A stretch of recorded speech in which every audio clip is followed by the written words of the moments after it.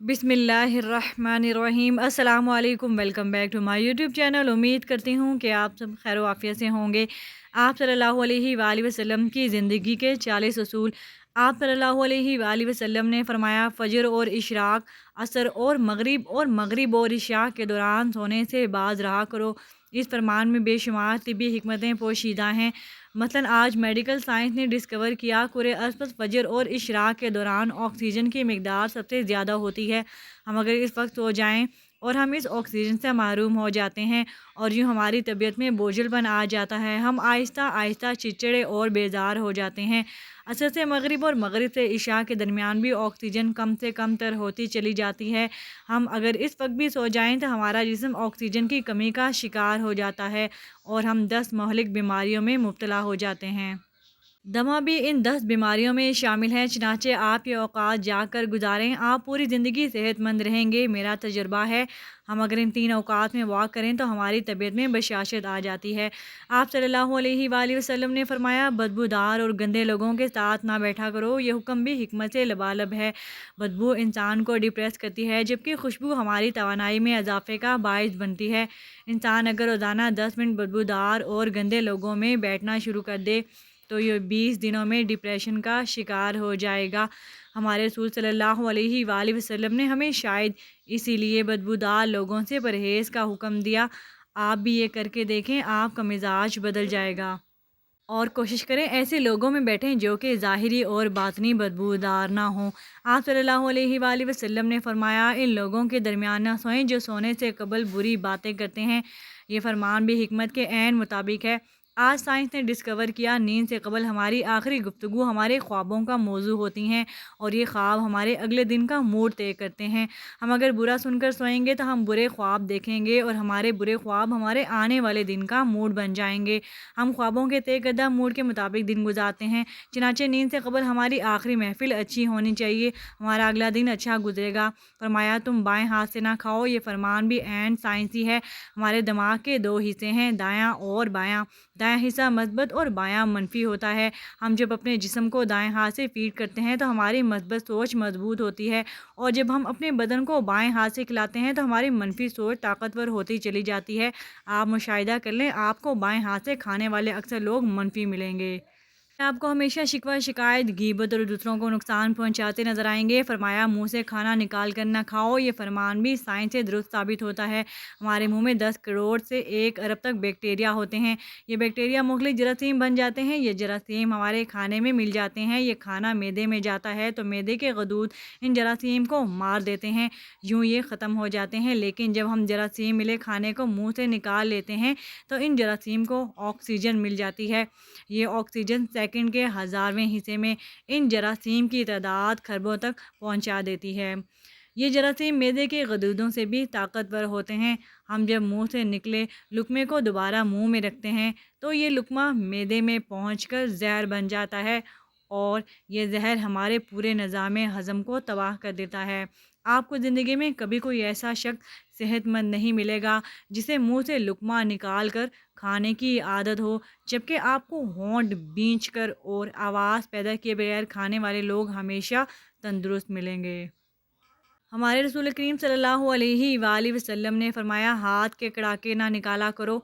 Science का कहना है, हम में से जो लोग उंगलियों के कड़ाके निकालते रहते हैं उनके जोड़ खुलना शुरू हो जाते हैं और ये जल्द आर्थराइटिस का शिकार हो जाते हैं। ये जोड़ों के दर्द की शिकायत भी करते हैं।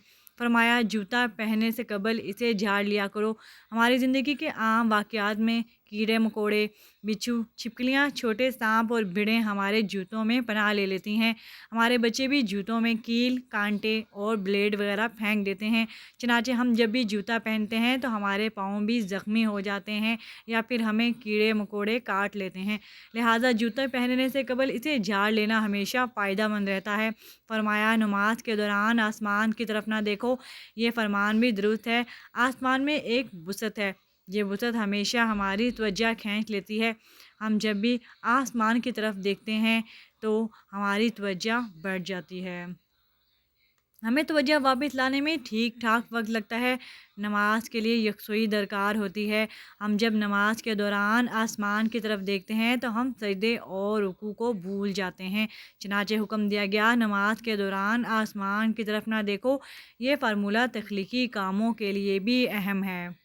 अगर लिखारी लिखते, मुसव्वर तस्वीर बनाते और मूसीकार धुन बनाते हुए आसमान की तरफ देख लें तो इसका तसलसल टूट जाता है। ये अपना काम मुकम्मल नहीं कर पाता। शायद यही वजह है कि दुनिया का ज़्यादातर तख्लीकी काम बंद कमरों में मुकम्मल हुआ। ये खुली फ़िज़ा में परवान नहीं चढ़ा।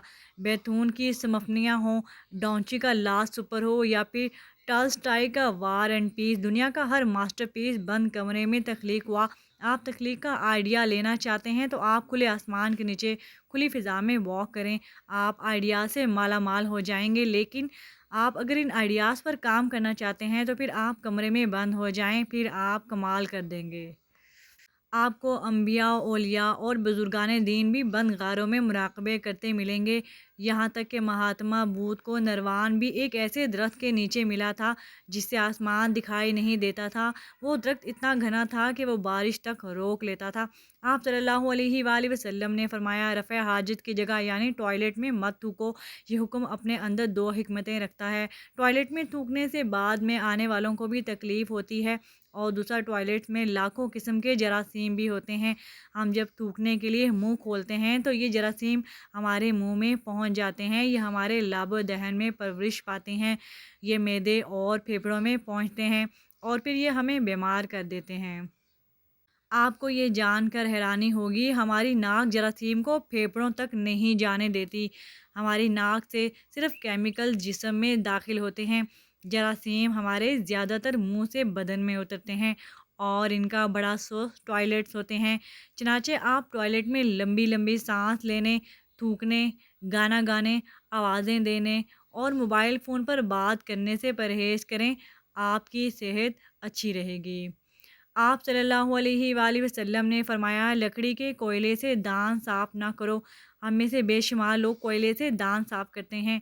कोयले से हमारे दांत वक्ती तौर पर चमक जाते हैं, लेकिन ये बाद अज़ां मसूड़े भी ज़ख्मी कर देता है, दांतों की जड़ें भी हिला देता है और ये मुंह में बो भी पैदा करता है।